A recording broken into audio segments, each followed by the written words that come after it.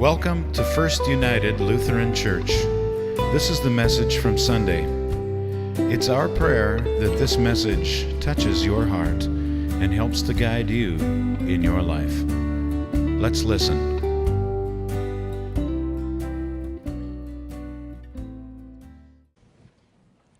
Our message today is based upon our epistle reading from 1 Corinthians chapter 6. Paul wrote the letter to the Corinthians in a very immoral culture that they were situated in. The temple of Aphrodite was there, and the temple was a glorified brothel, for lack of a better term. The average Corinthian man went off to work every day. He had a wife at home that took care of his domestic situation. He had probably a mistress somewhere, and he visited the temple prostitutes as part of his religious duties. It was a very, very immoral culture. So Paul mentions to them, of course, that they are not called to be a part of that we should flee sexual immorality. I dare say that if God doesn't bring judgment on America right now, it is getting so serious in our culture today that I think that Sodom and Gomorrah would rise up and point their finger at us.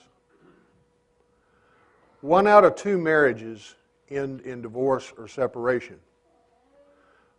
Figured into that is the fact that an awful lot of new marriages now are beginning as the fruit of adultery. And 90% of those marriages fail. And the reason those marriages fail is because they are built upon relationships that have deceit and lies as their foundation. It's easy for us to get swept away with emotions and make decisions we would not otherwise make. And the number one cause for divorce in the United States right now is this: 60%. Ah, yes, thank you. Yeah, that cookie dried my mouth out a little bit. Thank you so much, that's very kind.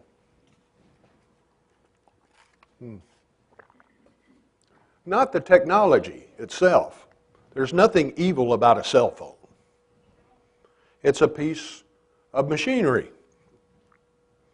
It's how we use it that determines whether or not it's good or evil.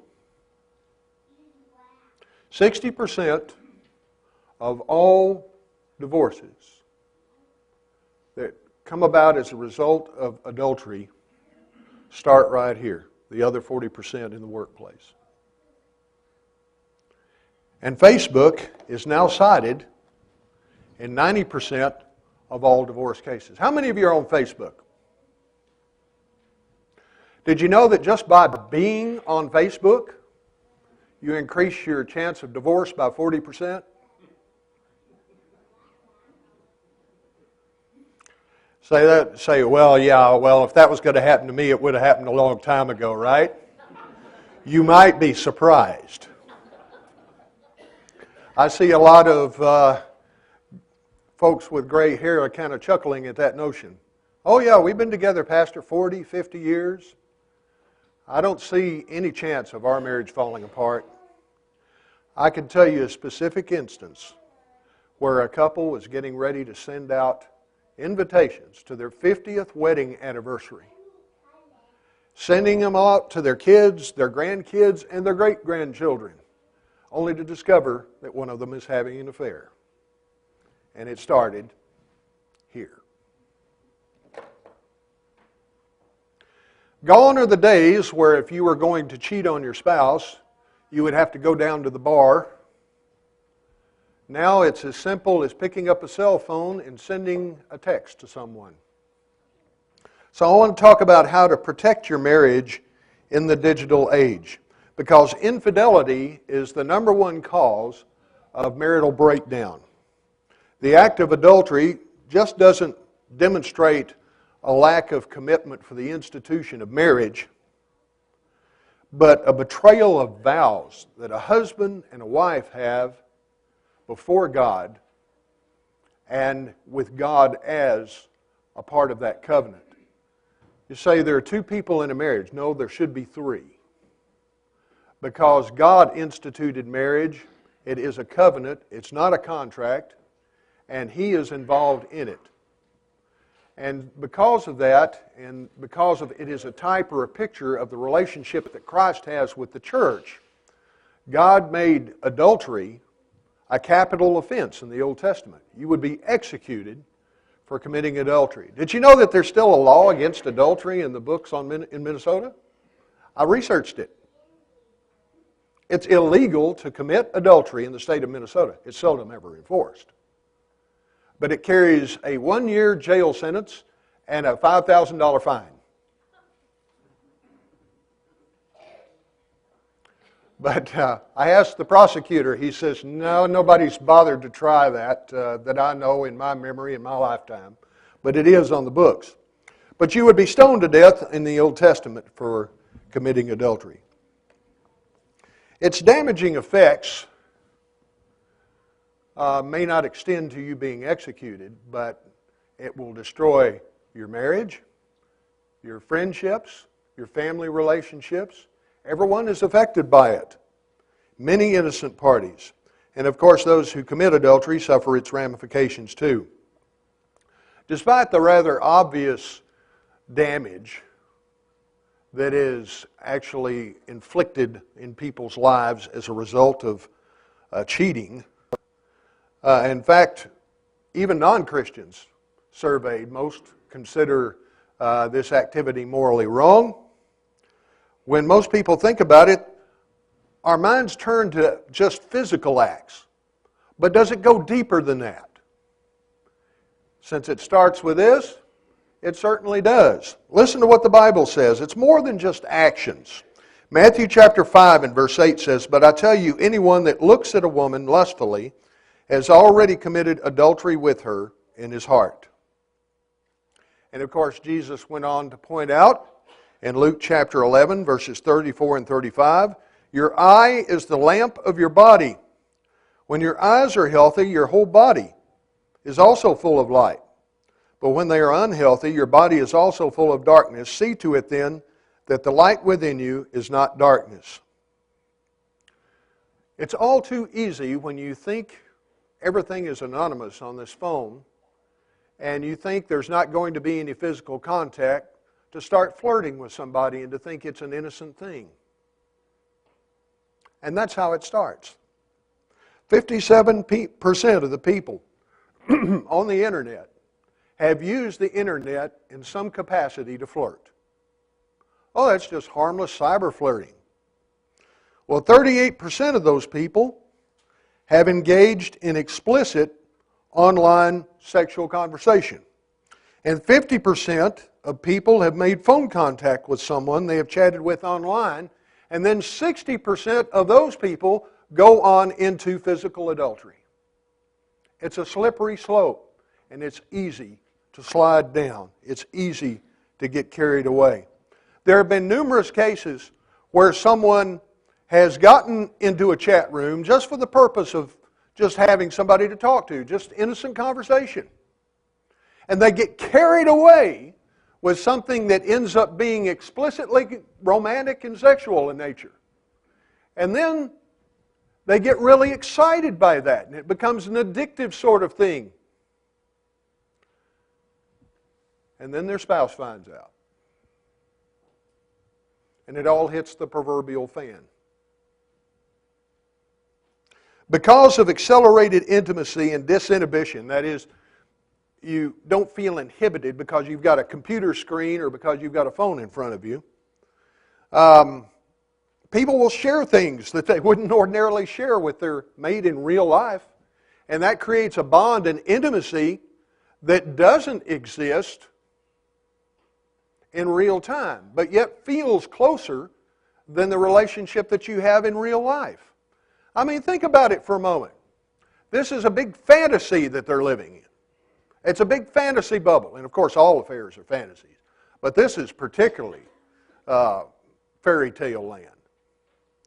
And why would you consider the boring details of real life to be more exciting than this fantasy that you can lose yourself in? You can see where it would become a really big temptation very quickly. And of course, I've talked to marriage counselors who have treated and interviewed numerous individuals who end up becoming adulterers, who would never think about going out and actually trying to start a physical affair with somebody themselves. It just started at simple cyber flirting. Often they report tremendous excitement in these cyber flirting encounters, which are then typically repeated. The evidence that many married men and married women are using Facebook, Snapchat, and other things like that as a means to communicate emotionally and or sexually outside their marriage is literally overwhelming. Heightened amounts of Facebook use have been shown to lead to general marriage dissatisfaction. I don't know about you, but it makes me kind of sad if I go into a restaurant and I see a married couple sitting there and they're not talking to each other, they're both sitting there doing this. That marriage is on the way to being on the rocks, I can guarantee it. So I have some practical suggestions for you. But before I do share those, I had another scriptural thought or two to share.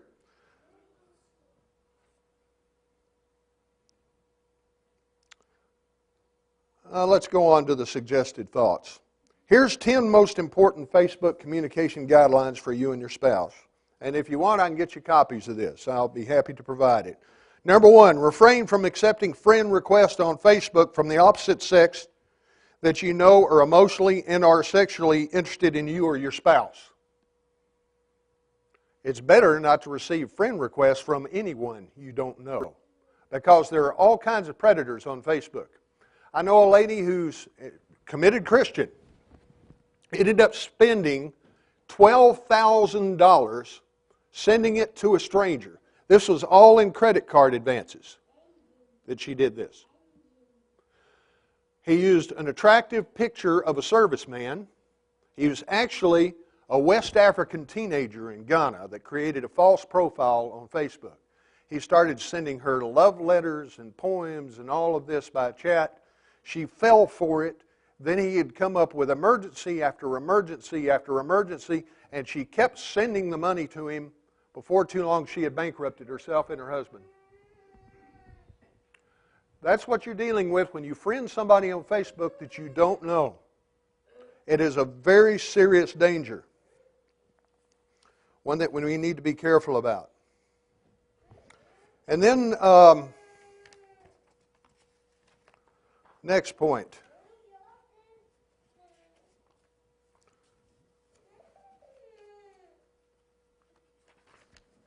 Refrain from friending former significant others of the opposite sex on Facebook that you or your spouse was emotionally or sexually interested in.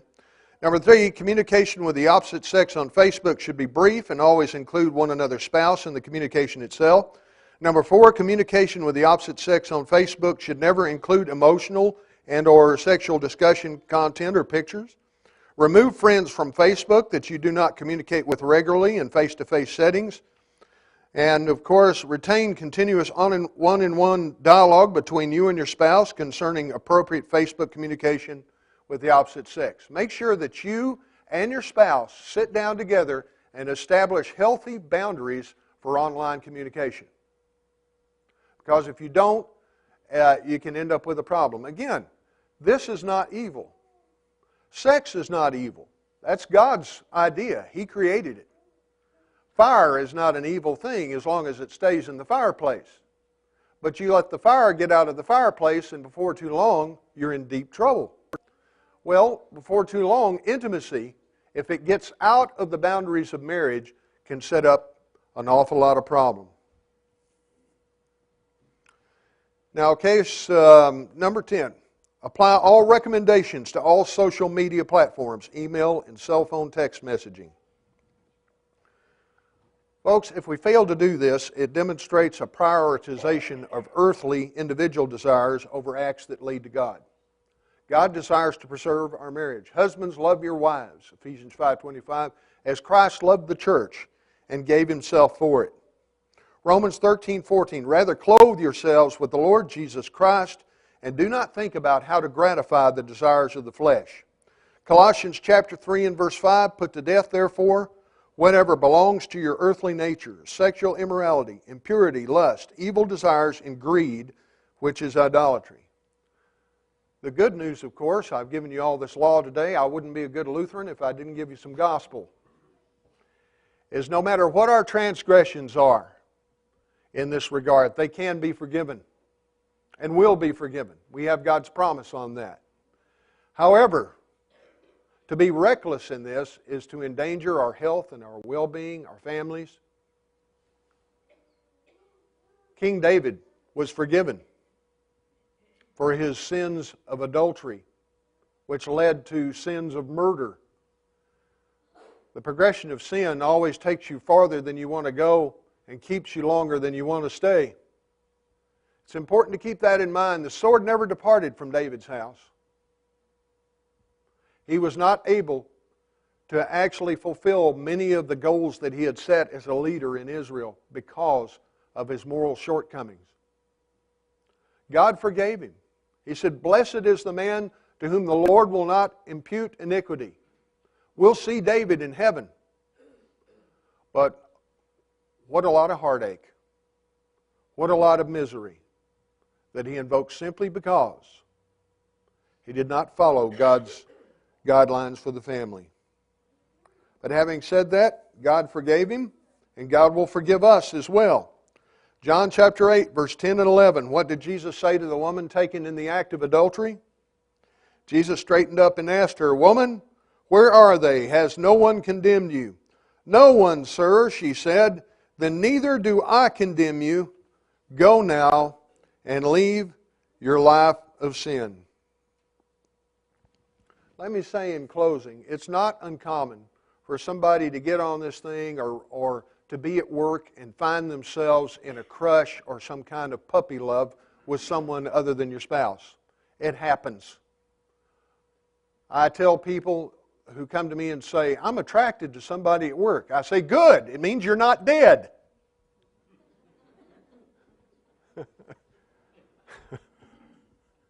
It's human. What we do with that is a whole other thing. Before you take it into an emotional affair that's likely to become physical down the road, you need to think about the fact that 90% of those relationships fail. You need to go into counseling and find out why it is, what's missing in your marriage or your relationship that you feel compelled to be attracted to somebody else other than the mate that God has given you. And of course, take it to the Lord and ask Him for wisdom. James says, if any one of you lack wisdom, let him ask of God. And a person seeking an extramarital relationship or finds themselves desiring one definitely lacks wisdom. Adultery is a great spectator sport. It's great in movies and soap operas, but I certainly would never encourage anybody to participate in it. It's far too destructive. You think about that. Amen. Thank you for listening to this message from First United Lutheran Church.